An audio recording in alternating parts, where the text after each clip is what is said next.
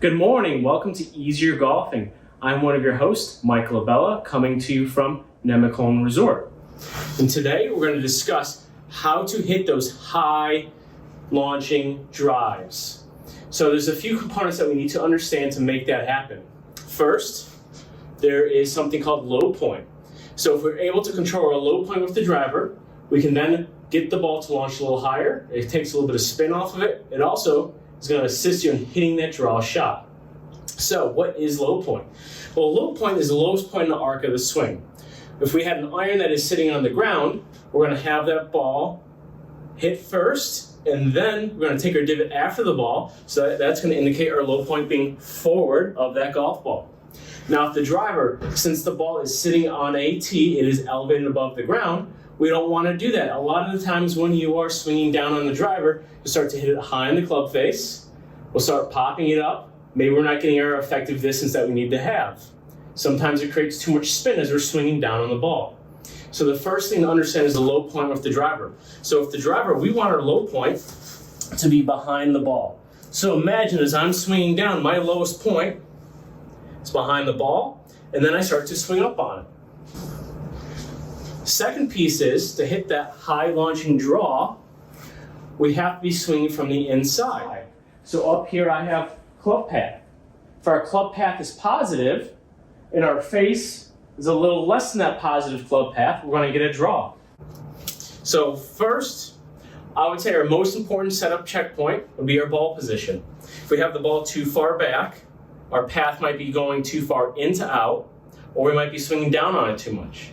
So the first piece I like to look at is getting your club head about a club head width inside that lead foot. So it's far enough back to create a little bit of an out swing. It's not too far forward, so we're not swinging up on it too much.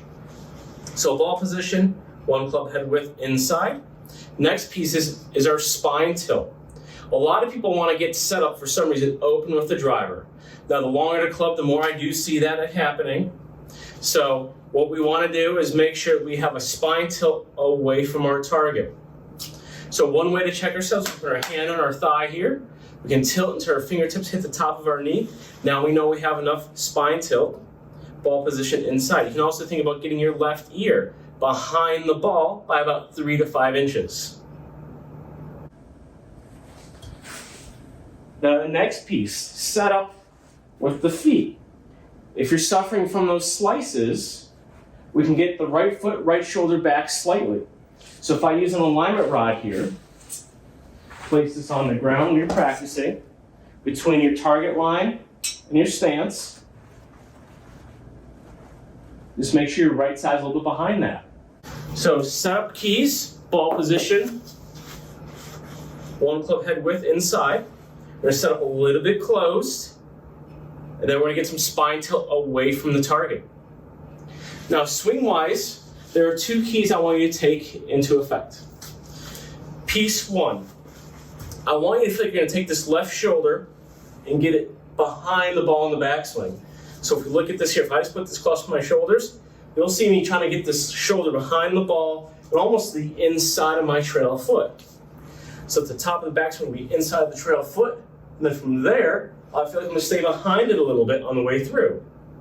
That's going to allow me to swing up and out at it on the way down. And the last key is if we're suffering with an open club face. Let's imagine this is our target line here. So we're going to try to get the face matched up with that line. So if you look at the angle of the face here, it's going to come through like this. It's not going to come through like that. So most of the time, you're suffering from a slice because the face is open. So our goal today is to hit these high bombing draws. Let's go through a check of points here. Club head, ball, one width inside. Setting up a little bit closer, right shoulder, right foot back. And we have tilt away from the target. Next, we're going to feel like we're going to get that left shoulder behind the ball, or thinking inside that right foot on the way through. We're going to try to get this club face matching up a little bit more with that rod. So let's take a look and see what happens. Set up, good.